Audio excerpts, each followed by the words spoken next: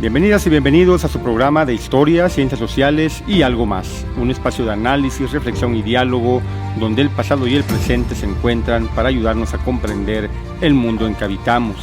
A lo largo de 30 minutos exploramos hechos históricos y problemáticas contemporáneas desde la mirada crítica de la historia y las ciencias sociales, porque entender los procesos, contextos y actores que los construyen es esencial para interpretar la realidad que nos rodea.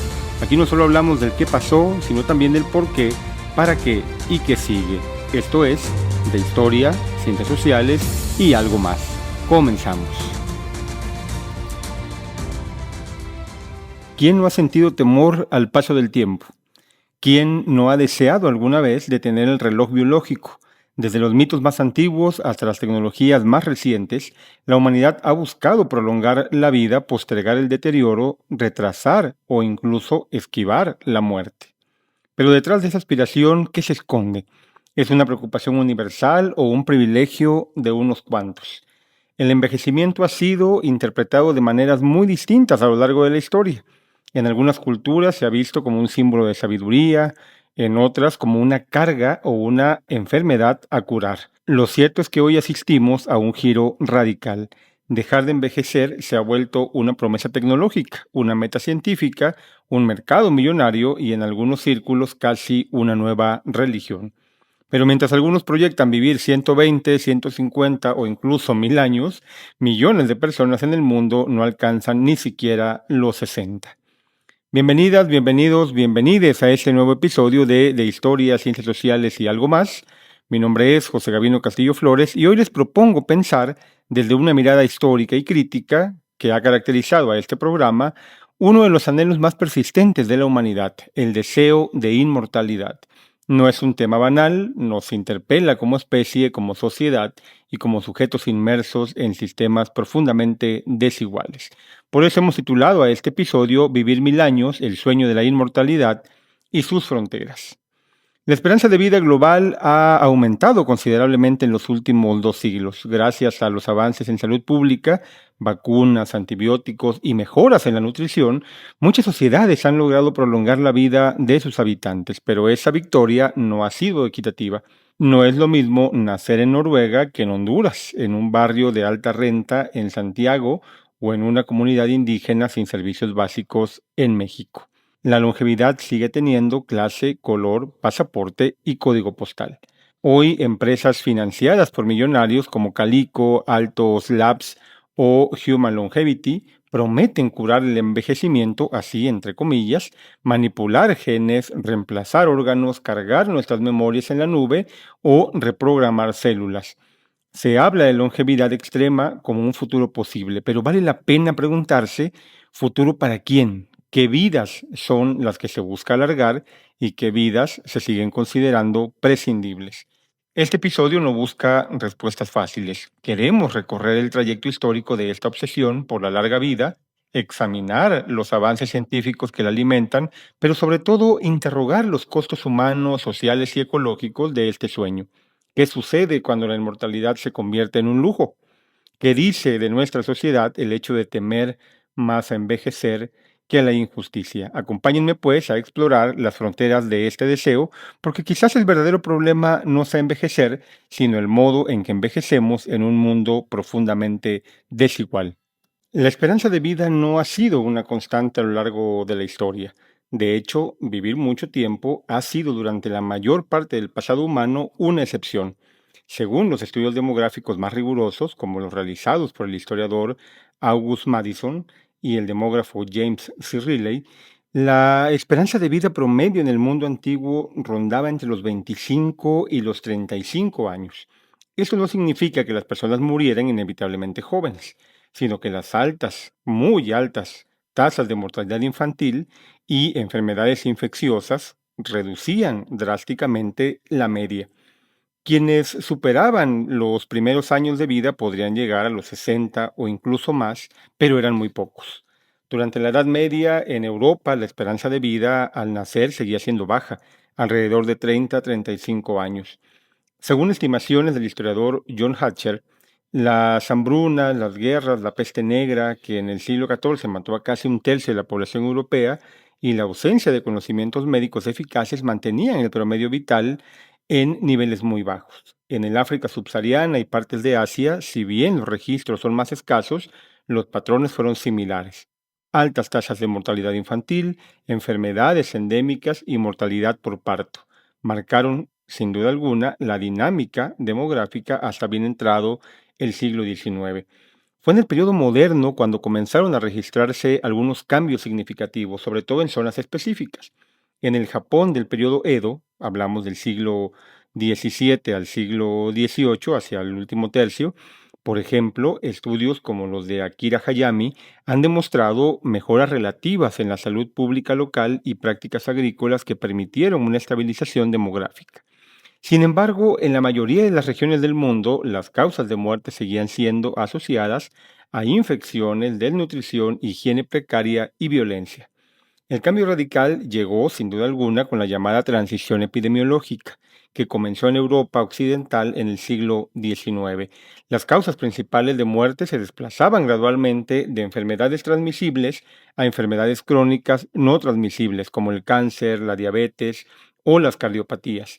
Este giro fue posible gracias a avances científicos decisivos, por ejemplo, la teoría microbiana de Louis Pasteur, que todos conocemos muy bien, la antisepsia quirúrgica de Joseph Lister, las vacunas desarrolladas por Edward Jenner y luego ampliadas en el siglo XX.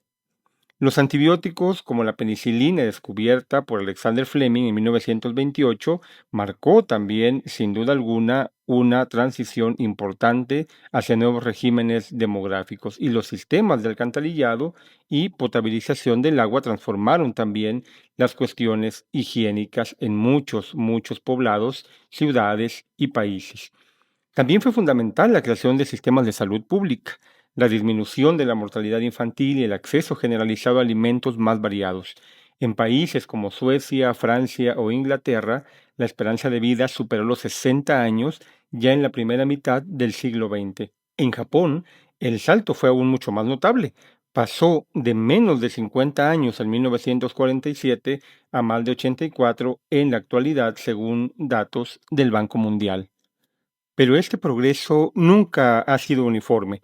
En América Latina, Asia o África, las mejoras llegaron mucho más tarde, con enormes brechas internas. En Bolivia, por ejemplo, según datos de la OMS, de la Organización Mundial de la Salud, la esperanza de vida en zonas rurales indígenas puede ser hasta 15 años menor que en zonas urbanas. En Sudáfrica, la expansión del VIH-Sida hizo retroceder décadas de avances y aún hoy en países como Chad, Nigeria o Afganistán, vivir más de 60 años sigue siendo un privilegio minoritario. La longevidad, entonces, no solo es un logro de la humanidad, sino también un indicador de desigualdad estructural. Como señala el historiador David Boyd, el acceso a una larga vida ha sido siempre menos un triunfo colectivo que un reflejo del poder, la riqueza y la ubicación geográfica. Mientras algunos sectores de la población han experimentado lo que se ha llamado, entre comillas, longevidad de lujo, millones siguen excluidos de los beneficios más básicos de la modernidad médica. Lo que parece un avance natural ha traído también nuevos desafíos, enfermedades crónicas ligadas al estilo de vida, sistemas de pensiones colapsados y sociedades que aún no saben cómo cuidar a sus ancianos. Y sobre todo ha alimentado una nueva ambición. Ya no basta con vivir más, ahora queremos vivir sin envejecer. Pero como veremos en la siguiente parte de este programa, esa aspiración tiene nombre, apellido y precio. Retomando el hilo histórico del que hablamos en esta primera parte del programa, el siglo XX marcó un punto de inflexión sin precedente en la historia de la longevidad humana. Por primera vez, grandes sectores de la población empezaron a vivir más de 60 años o incluso llegaron a los 80.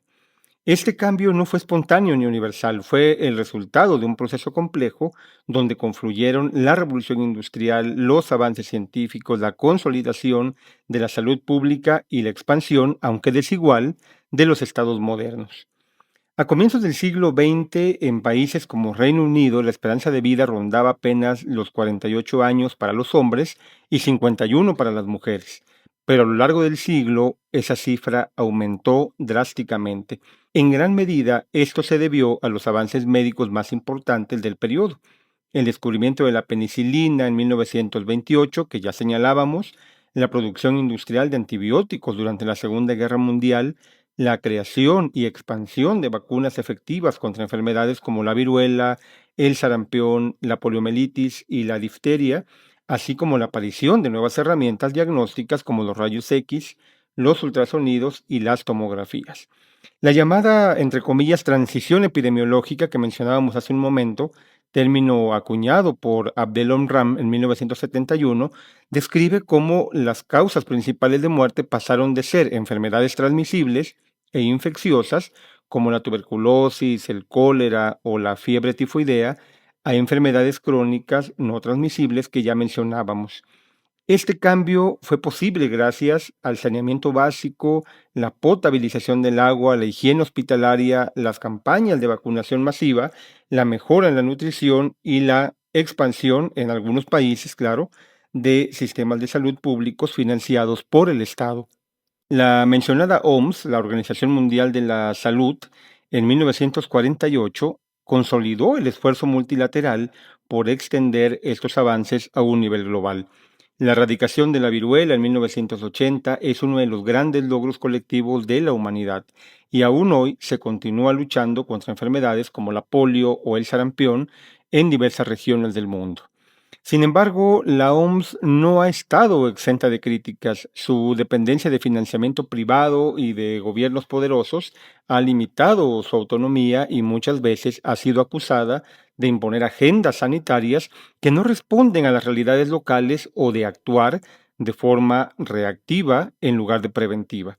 A pesar del progreso, la desigualdad en el acceso a la salud es profunda. Hoy en día, mientras que países del norte global enfrentan problemas asociados al envejecimiento poblacional, millones de personas en África, Asia y América Latina aún mueren por causas prevenibles. Según datos de la OMS y de la UNICEF, en 2023 casi 5 millones de niños menores de 5 años murieron por enfermedades como diarrea, malaria, infecciones respiratorias o complicaciones durante el parto. Estas muertes no ocurren por falta de conocimiento médico, sino por pobreza, falta de acceso, abandono institucional y desigualdades estructurales. Todo esto en sistemas de salud. El contraste, pues, es brutal. En los países ricos, las principales causas de muerte son enfermedades ligadas al estilo de vida: cardiopatías, accidentes cerebrovasculares, diabetes, enfermedades neurodegenerativas, etcétera. Mientras tanto, en países pobres, las causas siguen siendo las mismas que hace un siglo: desnutrición, falta de vacunas, ausencia de servicios básicos, embarazos no atendidos e infecciones tratables. La ayuda humanitaria y los organismos multilaterales como la ONU han intentado paliar estas brechas, pero también han sido objeto de críticas. Muchas intervenciones tienden a ser temporales, asistencialistas y dependientes de fondos externos.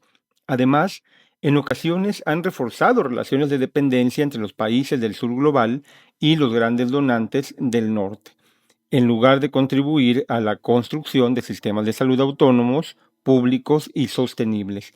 Mientras algunos sectores del mundo acceden a terapias personalizadas, medicina regenerativa y tratamientos de punta, otros siguen muriendo por no tener una vacuna de 50 pesos o una consulta médica oportuna. El siglo XX entonces no solo amplió la vida, también profundizó la brecha, entre quienes pueden vivir más y quienes luchan por simplemente sobrevivir. La longevidad se convirtió en una posibilidad biológica, pero también en un privilegio. En la siguiente parte de este episodio analizaremos con más detalle cómo este privilegio se ha transformado en mercado, un espacio donde la posibilidad de vivir más se compra, se patenta, se privatiza y no se distribuye. Lo que en siglos pasados fue objeto de mitos y leyendas, la inmortalidad, la juventud eterna, la vida sin decadencia, hoy se ha convertido en un mercado en plena expansión. Vivir más tiempo ya no es solo un deseo, es una oportunidad de negocio y una profundamente desigual. El llamado mercado de la longevidad, como se le ha conocido, ha captado la atención de grandes inversores, tecnólogos y laboratorios desde principios del siglo XXI. Según un informe de Bank of America de 2019, la economía global vinculada al envejecimiento saludable podría superar los 600.000 millones de dólares en 2025. No se trata solo de medicamentos. Este mercado incluye biotecnología, inteligencia artificial, suplementos, dietas personalizadas, cosmética avanzada, medicina regenerativa y mucho más. Uno de los proyectos más emblemáticos es Calico, fundado por Google en 2013, cuyo objetivo declarado es, cito, entender el envejecimiento y encontrar maneras de combatirlo. Cerramos la cita. Otros nombres destacados incluyen Altos Labs, respaldado por Jeff Bezos, e Unity Biotechnology, que desarrolla terapias contra las llamadas células senescentes asociadas con el envejecimiento. Peter Thiel, cofundador de PayPal, ha financiado iniciativas como la parabiosis, que es la transfusión de sangre joven, mientras que Elon Musk ha coqueteado con ideas que rozan el transhumanismo, como cargar la mente en la nube o integrar humanos y máquinas. Estas propuestas tienen un elemento común: su lógica parte de la biología como código reparable, como un sistema que puede optimizarse, hackearse o reescribirse. La longevidad se presenta entonces como un problema técnico, no social, y por lo tanto como una oportunidad de inversión. La investigadora francesa Céline Lafontaine, autora de El cuerpo máquina, una antropología del posthumano, ha advertido que este tipo de discursos construyen una nueva forma de desigualdad biológica. No solo se trata de tener acceso a mejores condiciones de vida, sino a un cuerpo potencialmente mejorado, extendido, rejuvenecido, exclusivo. Pero, ¿quién podrá acceder a estas tecnologías? Es la pregunta más importante. El costo de muchas de estas terapias es prohibitivo incluso en países desarrollados. La mayoría aún están en fase experimental, pero el modelo de negocio es claro. Serán tratamientos ofrecidos a élites dispuestas a pagar grandes sumas por algunos años más de juventud, o incluso por la promesa de una segunda vida, entre comillas. Lo que debería ser parte de un debate público sobre salud global se ha convertido en una privatización silenciosa de la esperanza de vida. Este fenómeno también ha penetrado en el lenguaje. En lugar de envejecer dignamente, como decíamos, se habla de revertir el envejecimiento. También se habla de alcanzar una longevidad radical. Se normaliza, pues, la idea de que envejecer es una falla técnica, no una etapa natural de la vida. Así, la vejez deja de ser pensada como parte del ciclo vital y se convierte en una amenaza que debe ser combatida, desplazando incluso los discursos sobre derechos de las personas mayores o los cuidados colectivos. Además, la inversión privada en longevidad desvía recursos que podrían utilizarse para mejorar los sistemas de salud pública en el sur global. Mientras se desarrollan terapias de edición genética para prolongar la vida de los más ricos, millones mueren por falta de acceso a medicamentos esenciales que ya existen. Es lo que la bióloga e historiadora Ann Pollock ha llamado biomedicina para pocos, una ciencia médica orientada a los cuerpos más rentables. Por otra parte, hay una dimensión ideológica que no podemos ignorar. Muchas de estas iniciativas se articulan con el pensamiento transhumanista, una corriente que sueña con superar los límites del cuerpo humano mediante la tecnología. En sus versiones más radicales se habla de eliminar la muerte como si fuera un problema técnico más. Pero como advierte el filósofo coreano Byung-Chul Han en su ensayo La expulsión de la muerte, esta obsesión con la vida infinita borra el sentido mismo de vivir. Diría el filósofo, una vida que no acaba se convierte en una carga interminable, sin horizontes, sin necesidad de sentido. En este contexto es urgente preguntarnos, ¿queremos realmente vivir más a cualquier costo? ¿Qué tipo de humanidad estamos construyendo cuando la longevidad se compra, se especula y se acumula como si fuera un lujo más? Pero si el tiempo de vida se convierte en un privilegio de mercado, entonces la muerte deja de ser natural para volverse una consecuencia de la exclusión. A lo largo de este episodio hemos recorrido un camino que une historia, ciencia, mercado y desigualdad en torno a una pregunta tan antigua como compleja: ¿por qué queremos vivir más? Lo que podría parecer una aspiración universal, alargar la vida, postergar la muerte, evitar el sufrimiento, etcétera, se revela al analizarse críticamente desde las humanidades y las ciencias sociales como una construcción profundamente atravesada por relaciones de poder, imaginarios culturales, estructuras económicas y decisiones políticas. El miedo a envejecer en particular se ha vuelto un componente central del discurso contemporáneo. No solo tememos la muerte, sino el proceso que nos acerca a ella. Envejecer se ha convertido en sinónimo de pérdida de belleza, de pérdida de productividad, de pérdida de autonomía, de valor social, etc. Este temor no nace de la biología, sino de un contexto que glorifica la juventud como un ideal estético y económico, y que margina a quienes dejan de ser funcionales por el sistema.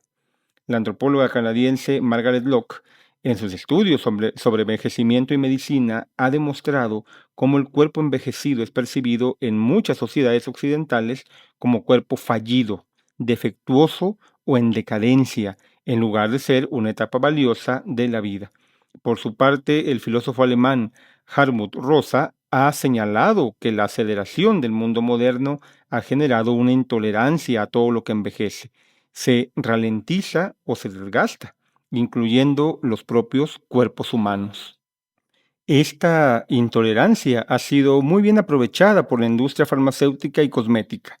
El mercado de productos antienvejecimiento, desde cremas antiarrugas hasta suplementos milagrosos, factura más de 60.000 millones de dólares anuales, según datos de Statista, esta página que recopila información sobre los mercados de 2024. El mensaje es claro: envejecer es un problema que puede evitarse, disimularse o corregirse, si tienes el dinero para pagarlo, por supuesto. La presión cultural es tan fuerte que muchas personas se someten a procedimientos agresivos, cirugías innecesarias o tratamientos sin aval científico. En 2021 se reportó el caso de un millonario tecnológico estadounidense que pagó a su hijo adolescente para que le transfundiera sangre joven con la esperanza de rejuvenecer su sistema inmunológico. Este tipo de prácticas, inspiradas en teorías científicas aún sin consenso, revelan hasta qué punto la longevidad ha sido convertida en un fetiche, una obsesión y un negocio de alto riesgo ético.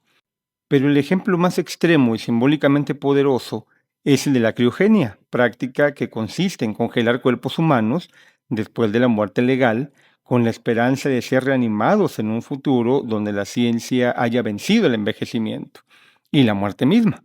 En Estados Unidos, empresas como la Fundación Alcor para la Extensión de Vida ofrece este servicio por precios que oscilan entre los 80.000 y los 200.000 dólares.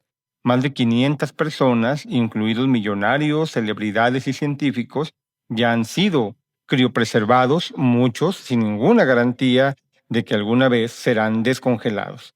Este tipo de prácticas rozan el límite entre ciencia y ficción, pero también revelan una profunda desigualdad ontológica. Hay quienes no pueden pagar una consulta médica básica y otros que pagan por ser reanimados en un futuro que quizás nunca llegue. Como señala el filósofo camerunés Achille Mbembe en su libro Crítica de la razón negra, vivimos en un mundo donde la gestión de la vida y de la muerte ya no es compartida. Algunos tienen derecho a morir, otros ni siquiera a vivir dignamente. A lo largo de la historia, la humanidad ha buscado sentido a la muerte. La filosofía griega, las tradiciones mesoamericanas, los rituales africanos y el budismo asiático entendieron la finitud como parte esencial del ser. Pero hoy el discurso tecnocientífico promete que la muerte es solo un problema técnico que hay que resolver, por supuesto, como si la condición humana pudiera ser superada por algoritmos y nanotecnología. Esta ilusión está bien representada en el pensamiento transhumanista, del que ya hemos hablado, que postula que la evolución natural ha terminado y que el futuro será diseñado, no vivido.